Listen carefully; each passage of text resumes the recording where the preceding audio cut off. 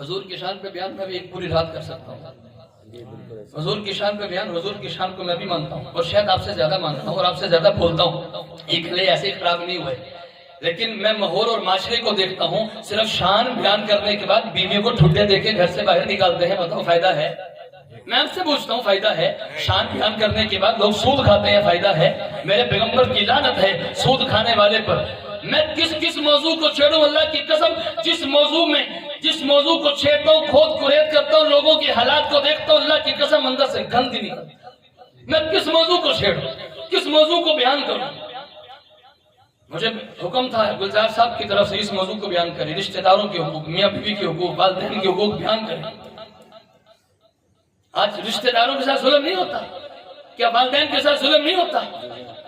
ہماری مسجد کی گلی کا واقعہ ہے، ایک شخص نے اپنے باپ کو دھکے دے کر گھر سے باہر نکالا. باپ آنسوؤں سے رو رہا تھا، کرسی پہ بیٹھا ہوا رو رہا تھا، اور باپ اپنے زمانے کا سب انسپکٹر تھا اور اس کا بیٹا بھی پولیس میں تھا.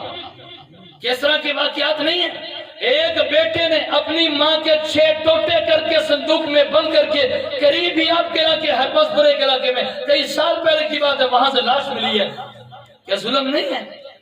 باپ بیمار ہوتا ہے، بجائے اس کے کس کو ڈاکٹر کے پاس لے کر جائے، وکیل کو بلاتا ہے. بتاؤ کہ ہمارا وراثت میں حصہ کتنا بنتا ہے؟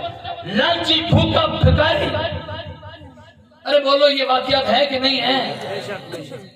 ہمارے معاشرے میں خرابی ہے. اچھا پتہ کیا، بعضوں کو تو اچھا لگے گا، ہاں یار بالکل اچھی بات. بعضوں کو تکلیف پتہ کیوں ہوتی ہے؟ آپ ناراض نہ ہونا، بہت سے اکثریت لوگ ان چیزوں میں ملوث ہوتے ہیں، اور جو ملوث ہوں ان کو کڑوا لگتا ہے. اللہ کرے ہماری قوم کو سمجھ آ جائے. ہم جن منکرات میں اور جن بیماریوں میں پڑے ہوئے ہیں، اگر ہم ان بیماریوں سے نکل جائیں، اللہ کی قسم آج کے رسول ہے. میرے پیغمبر نے کیا فرمایا؟ ایک صحابی آئے اور آ کر کہنے لگے، اے اللہ کے نبی صلی اللہ علیہ وسلم کوئی نصیحت کر دیں. حضور نے فرمایا کہ اتق المحارم تکن اعبد الناس، حرام کاموں کو چھوڑ دو، وقت کے سب سے بڑے ولی اللہ آپ ہی. بس حرام کاموں کو چھوڑ دو. حضور کے ساتھ عشق کا تقاضا یہی ہے کہ حضور کی سنت کو اپناؤ. اپناؤ کہ نہیں اپناؤ گے؟ سنت کو اپناؤ کہ نہیں اپناؤ گے؟ حضور کی سنت میں، نبی پاک صلی اللہ علیہ وسلم کی سنت میں توجہ رہا. حضور کی سنت میں ایک سب سے اہم چیز ہے کہ ہم داڑھی رکھیں.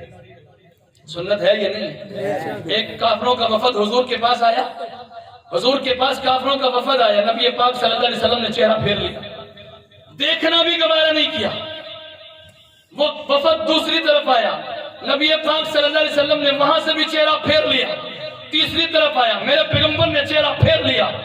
میرے پیغمبر نے فرمایا کہ میں ان کو دیکھنا نہیں چاہتا جن کو میرا چہرہ ہی پسند نہیں.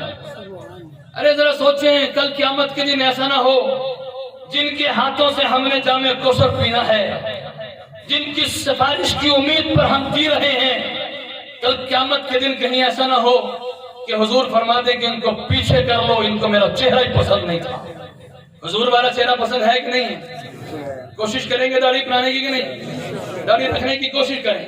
اور کوئی ایسی بات نہیں، کوئی مشکل نہیں. جو داڑھی رکھتا ہے، جزاک اللہ، ہاتھ نیچے کر، جو داڑھی رکھتا ہے اس کا مطلب کہ وہ ہر وقت حضور کی سنت کو اپنا رہا ہے. وہ سو رہا ہے تب بھی حضور کی سنت کو اپنا رہا ہے، کھانا کھا رہا ہے تب بھی سنت کو اپنا رہا ہے، چلتا پھرتا وہ مفت میں ثواب لے رہا ہے. اور دوسری بات یہ ہے کہ حقوق العباد کا خاص طور پہ خیال کریں. بیویوں کے حقوق، شادی شدہ بیویوں کے حقوق ادا کریں، ماں باپ کے حقوق ادا کریں. ماں باپ کو ذلیل نہ کرو، ماں باپ کو ستاؤ نہیں، ماں باپ کو ستاؤ نہیں. ذرا یہ سوچیں کہ انہوں نے ہمیں کتنی مشقت میں پالا ہے. جو ماں باپ بن چکے ہیں اس بات کو وہ سمجھتے ہیں کہ ماں باپ نے کتنی مشقت میں پالا ہے.